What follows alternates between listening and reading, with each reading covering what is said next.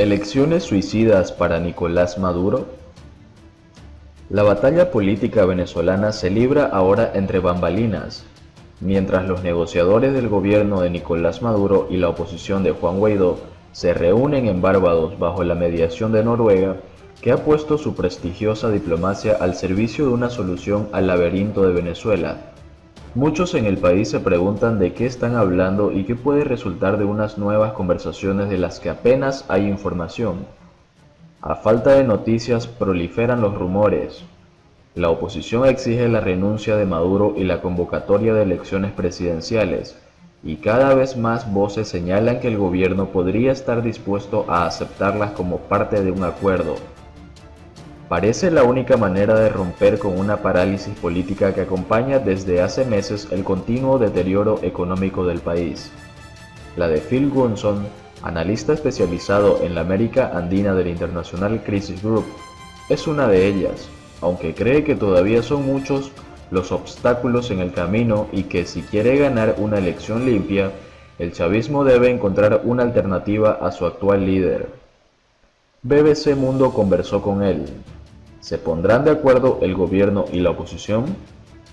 Me sorprendería mucho que esta ronda termine con un acuerdo final. Lo que espero es que al menos el proceso no se rompa y se llegue a algunos acuerdos preliminares. Todo está envuelto en un gran misterio, como prefieren los noruegos, y no vamos a tener muchas informaciones fidedignas. Eso significa que va a haber mucha especulación y algunas informaciones, quizás tendenciosas, sobre lo que podría suceder y lo que está en agenda.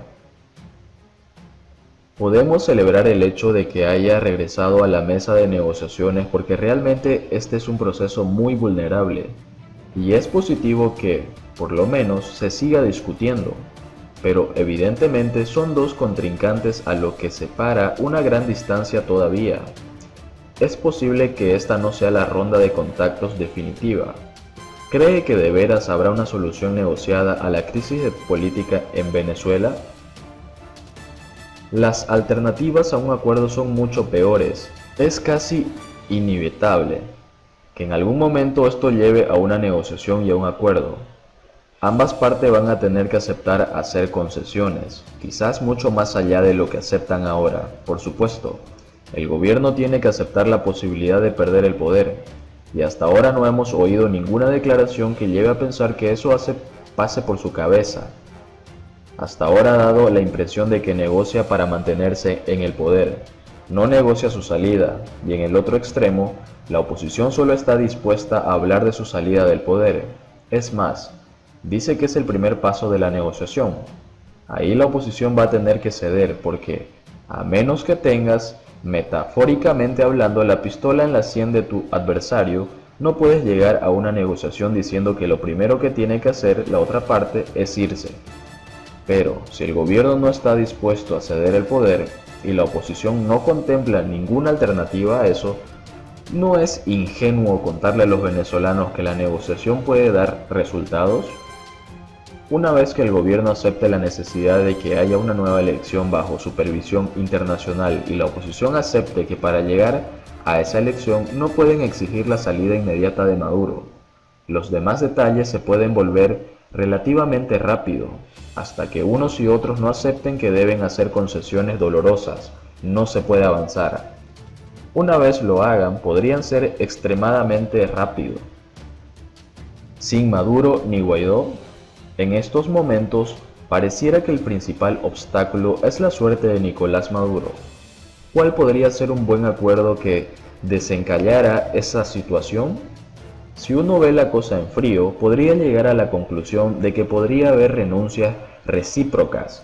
Si tenemos dos hombres que dicen ser el presidente, lo lógico en el proceso de negociación donde ambos tienen fuerzas y debilidades es que ambos sean parte temporalmente para dar lugar a un tercero para permitir un gobierno interino que prepare el camino a una elección sin que lo maneje ninguno de los dos. Claro, ahí nos encontramos con el problema de quién lo haría entonces, pero hay fórmulas que se pueden aplicar. ¿Qué fórmulas? Una sería que se acordaran una figura si no neutral, sí aceptable para los dos lados, quizá una figura más tecnocrática. Quizá algún tipo de poder compartido podría ser la solución. Tanto el gobierno como la oposición han insistido mucho en la necesidad de respetar los términos de la Constitución del 99. Hoy eso se dificulta evidentemente. Podría haber un acuerdo sobre el nombramiento de un vicepresidente luego de la renuncia de Maduro, en el entendido de que pueda ser candidato o podría ser de otra forma. Hay diferentes maneras de encararlo dependiendo de si pretenden seguir la Constitución. ¿Le parece Maduro el tipo de dirigente que estaría dispuesto a renunciar a la presidencia antes de las elecciones? No lo sé. Lo que creo es que el gobierno está contemplando la posibilidad de unas elecciones y pareciera absurdo que piense en ganarlas en las actuales circunstancias. Si se mira la diferencia de popularidad entre Maduro y Guaidó, parece una ilusión que el gobierno piense que podría ganar una elección.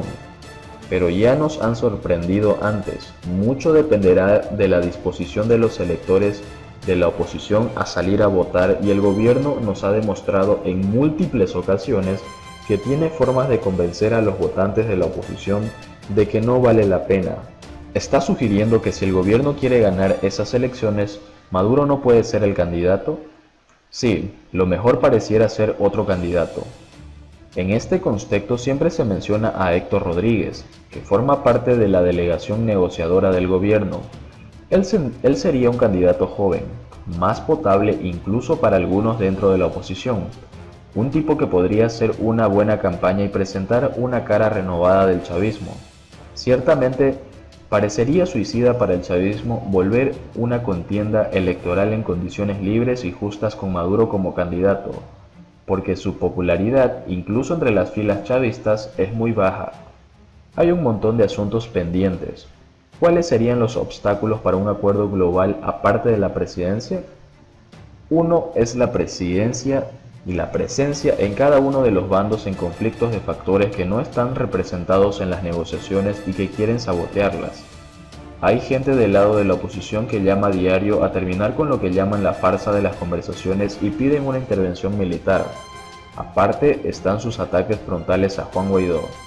Si se acerca el momento de un acuerdo se quitarán los guantes y darán una pelea muy fuerte. Maduro confirma diálogo con Donald Trump.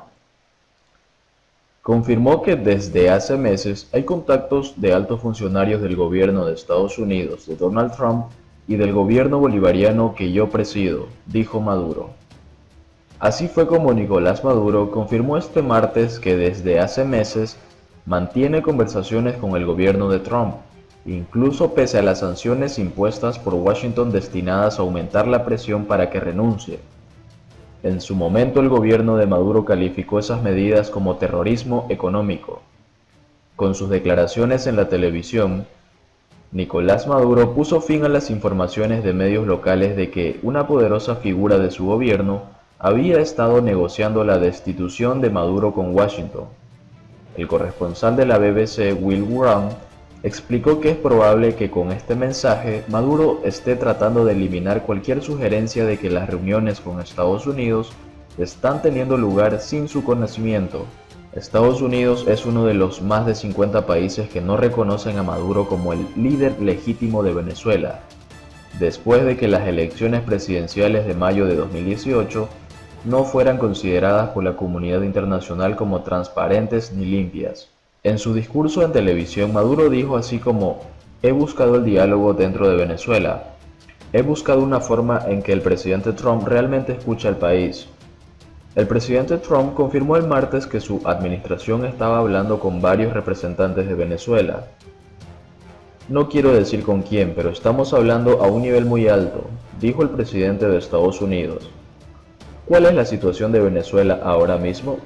El país está envuelto en una lucha por el poder entre el presidente Maduro y el líder de la Asamblea Nacional de Venezuela, Juan Guaidó.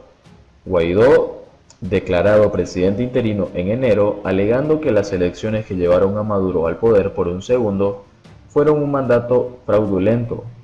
Aunque Guaidó se ha ganado el respaldo de más de 50 países, hasta ahora no ha logrado destituir a Maduro del poder. Las conversaciones entre ambas partes, llevadas a cabo en Barbados y mediadas por Noruega, están estancadas después de que Nicolás Maduro denunciara a la oposición por respaldar las sanciones impuestas por Estados Unidos.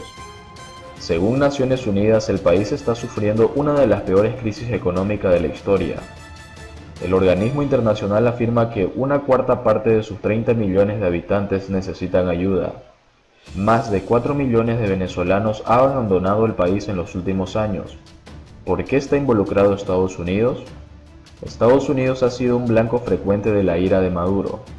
Maduro ha acusado a Estados Unidos y específicamente al asesor de seguridad nacional John Bolton de tratar de matarlo, sin proporcionar ninguna evidencia. Varios miembros del gobierno de Maduro fueron el primer objetivo de las sanciones de Estados Unidos, pero a principios de este año el gobierno de Trump impuso nuevas restricciones a la compañía petrolera estatal PDVSA, que es clave en la economía nacional. Esto fue seguido en agosto por sanciones radicales que congelaron todas las propiedades del gobierno venezolano en Estados Unidos.